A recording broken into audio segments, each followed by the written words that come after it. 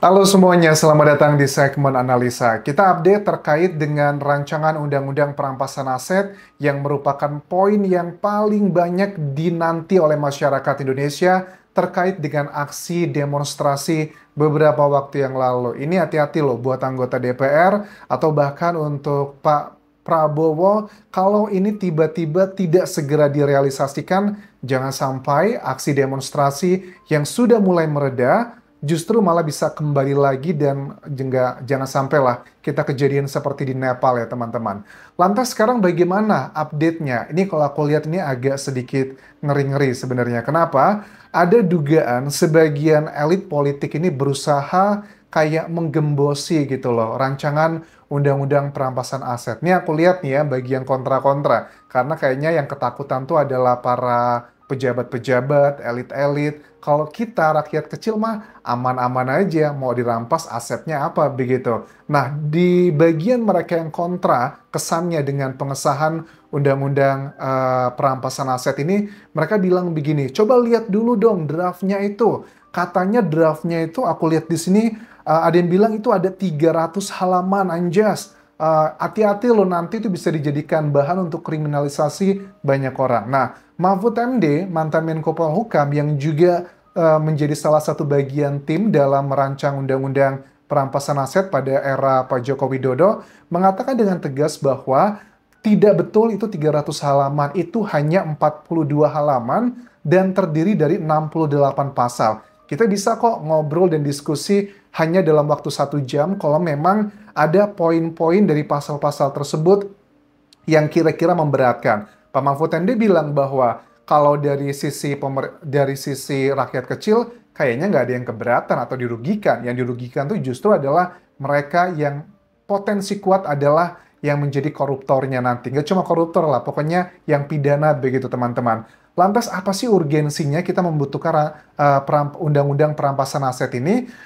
Undang-undang ini sebenarnya sangat penting banget teman-teman, karena kita lihat ya, banyak kasus di Indonesia kayak para koruptor nih ya, kabur ke luar negeri, atau bahkan kabur kemana, tapi proses hukumnya masih berjalan, tapi belum ada putusan pengadilan dia bersalah atau seperti apa. Nah, harta-harta yang dugaannya dikorupsi oleh mereka, itu kan pemerintah tidak bisa serta-merta atau penegak hukum melakukan penyitaan aset-asetnya. Selama mereka kabur itu, mereka bisa menggunakan segala macam daya upaya untuk mencuci uangnya. Mereka bisa mengalihkan, misalnya dialihkan ke orang lain, ke keluarga, dan sebagainya. Itu kan bisa menyulitkan penegakan hukum terkait dengan mereka yang terlibat dengan kasus pidana, salah satunya adalah korupsi. Nah, untuk Undang-Undang Perampasan Aset ini, penjelasan dari Pak Mahfud MD bilang bahwa untuk perampasan aset itu nanti akan ada pengadilan tersendiri lagi. Jadi pengadilan perampasan aset itu beda sama pengadilan pidananya. Misalnya nih, ada seseorang yang tertangkap terduga korupsi, misalnya pejabat negara. Kok dihitung-hitung hartanya nggak masuk akal? Kalau dihitung-hitung nih, misalnya dengan gaji dia semuanya nggak dipakai sama sekali, anggap aja dia bisa mendapatkan harta sekitar 10 miliar. Tapi kalau di LHKPN, laporan harta kekayaan penyelenggara negara, atau temuan-temuan lainnya, hartanya misalnya udah 1 triliun. Nah, ini bagaimana penjelasannya? Kalau itu tidak bisa dijelaskan masuk akal, nanti akan ada hakim di pengadilan perampasan aset yang akan memutuskan bahwa selama proses hukum dan penyidikan terhadap terduga korupsi ini, koruptor ini berjalan, hartanya harus dirampas terlebih dulu oleh negara. Nah, itu adalah salah satu cara untuk memaksimalkan potensi kerugian negara dikembalikan lagi lah begitu. Nah, kemudian apakah betul tahun ini akan segera dituntaskan? Aku lihat nih ada modus yang dipakai oleh sejumlah oknum-oknum. Kan ada salah satu keterangan dari Menteri Hukum Supratman Andi Aktas yang mengatakan bahwa RUU Perampasan Aset masuk program legislasi nasional atau prolegnas prioritas tahun 2025.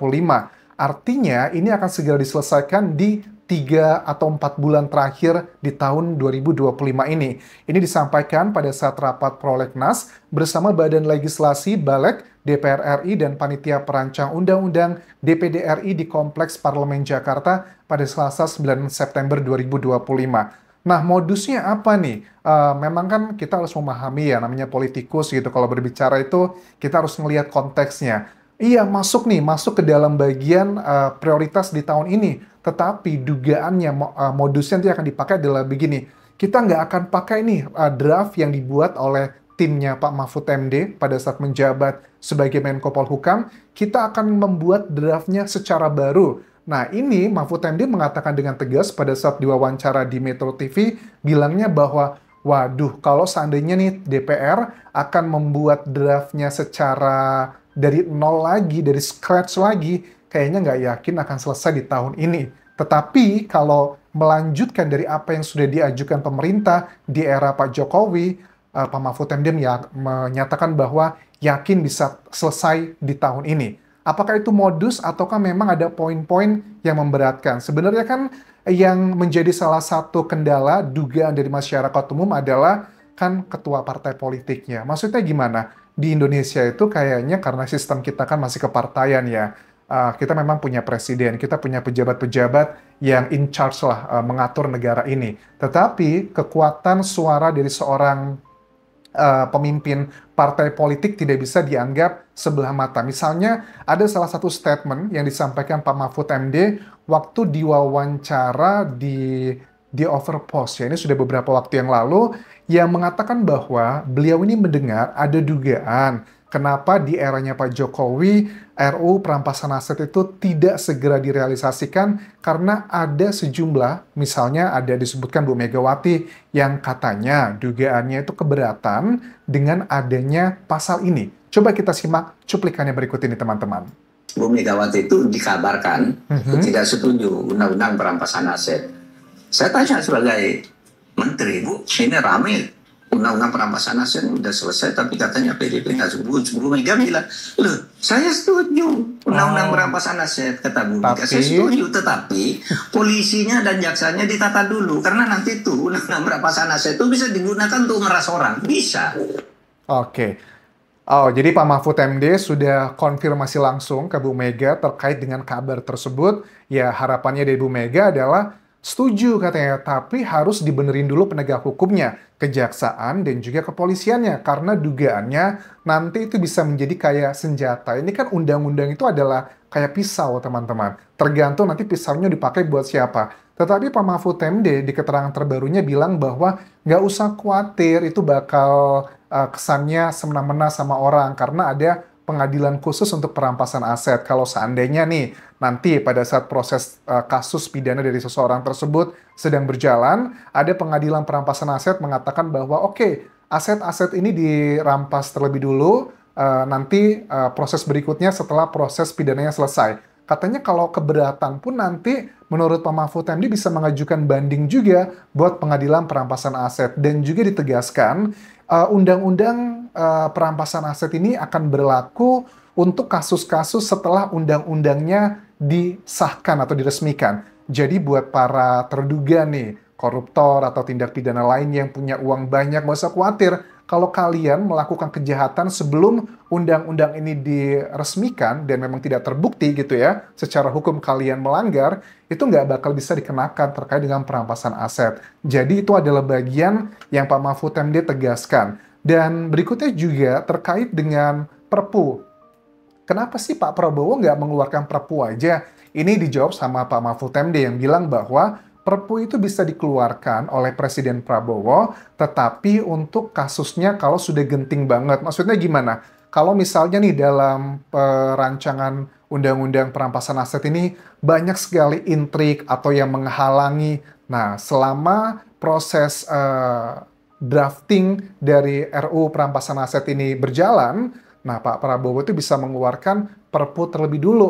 Itu untuk bagian yang genting. Kok untuk bagian ini mohon maaf ya, Pak Mahfud MD belum melihat kegentingannya karena DPR-nya setuju katanya, terus juga Presiden juga setuju. Jadi nggak ada yang genting katanya, semuanya sudah on the right track. Tetapi menurut aku terkait dengan korupsi ini sangat genting ya, karena oke lah, mungkin di mulut, di media, beliau mengatakan oke, setuju. Tapi kita nggak tahu di balik itu semua pada saat tidak tersorot oleh kamera dari media. Apakah betulan mereka melakukan proses itu? Menurut aku sih, untuk perpus seharusnya Pak Prabowo itu bisa segera mengeluarkannya sekarang prosesnya, karena tidak terlalu lama sembari menunggu proses rancangan undang-undang ini dijalankan, teman-teman. Nah, yang paling senang dari diberlakukannya undang-undang ini menurut aku adalah kita, rakyat biasa pada umumnya. Tetapi buat mereka yang beliau-beliau, pejabat-pejabat, oknum-oknum, mereka ketakutan dengan pasal ini, teman-teman. Ini salah satu penjelasan Pak Mahfud MD pada saat diwawancara di Metro TV berikut ini, teman-teman. RUU-nya sebenarnya tidak ada yang menakutkan dari sini kecuali koruptor yang takut. Kalau orang-orang biasa, aktivis gerakan penegakan hukum pasti paham bahwa ini RUU ini bagus untuk pemberantasan korupsi. Tidak ada tindakan sewenang-wenang. Coba mari kita berdebat, di mana tindakan sewenang-wenang yang akan muncul dari RUU ini?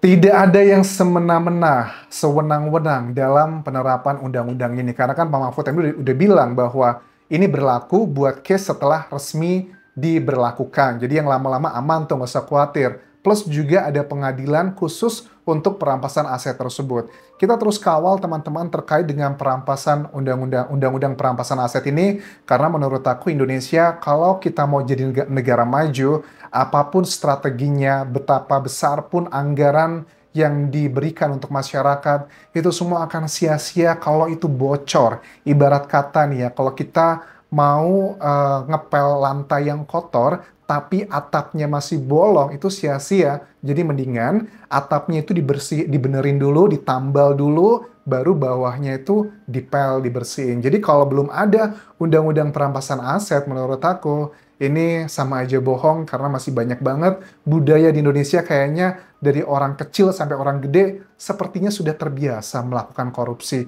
walaupun nilainya kecil begitu loh. Terima kasih sudah menonton, kita nantikan bagaimana kabar selanjutnya. Terakhir, tinggalkan like dan juga komen, subscribe channel YouTube ini, follow Instagram, Facebook pageku, dan juga akun TikTok di Anjas Asmara. Sampai jumpa.